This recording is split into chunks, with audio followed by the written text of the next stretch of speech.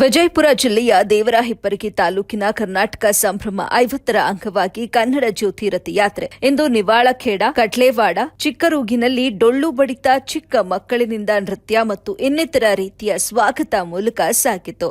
ಈ ಸಂದರ್ಭದಲ್ಲಿ ತಾಲೂಕು ಆಡಳಿತ ದಂಡಾಧಿಕಾರಿ ಪ್ರಕಾಶ ಸಿಂಧಗಿ ಮತ್ತು ವಿವಿಧ ಸಂಘಟನೆಗಳ ಮುಖಂಡರು, ಊರಿನ ಗಣ್ಯರ ಜತೆಗೆ ಶಾಲೆಯ ಗುರುಗಳು ಹಾಗೂ ಸರ್ಕಾರಿ ಶಾಲೆಯ ಮಕ್ಕಳೊಟ್ಟಿಗೆ ಮೆರವಣಿಗೆ ಮೂಲಕ ಬೀಳ್ಕೊಡಲಾಯಿತು. ಅದೇ ರೀತಿ ಪೊಲೀಸ್ ಸಿಬ್ಬಂದಿಯೂ ಕೂಡ ಕಾರ್ಯಕ್ರಮವನ್ನು ಯಶಸ್ವಿಯಾಗಿ ನೆರವೇರಿಸಿದರು. ವರದಿ ಅಮೀದಾ ಮುಲ್ಲಾ, ಎಬಿ ನ್ಯೂಸ್, ದೇವರಹಿಪ್ಪರಗಿ.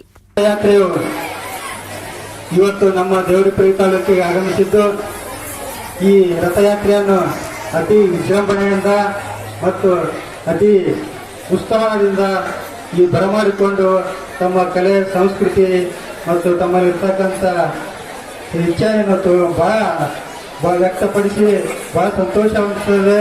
ಇದಕ್ಕೆಲ್ಲ ಕಾರಣ ನಿಮ್ಮ ಗ್ರಾಮ ಪಂಚಾಯತಿ ಅಧ್ಯಕ್ಷರು, PDO ಮತ್ತು ಎಲ್ಲ ಶಿಕ್ಷಕ ವೃಂದದವರು ಮತ್ತು SDMC ಅಧ್ಯಕ್ಷರು, ಶಿಕ್ಷಕ ವೃಂದದವರು, ವಿದ್ಯಾರ್ಥಿಗಳ ಪಾಲಕರು ಹಾಗೂ ಗ್ರಾಮಸ್ಥರು, ಗ್ರಾಮದ ಎಲ್ಲ ಹಿರಿಯರು ಈ ರೀತಿಯಾಗಿ ಅದ್ದೂರಿ ಮಾಡೋದಕ್ಕೆ ನಾನು ಅವರಿಗೆ ಅಭಿನಂದನೆ ತಿಳಿಸ್ತೇನೆ.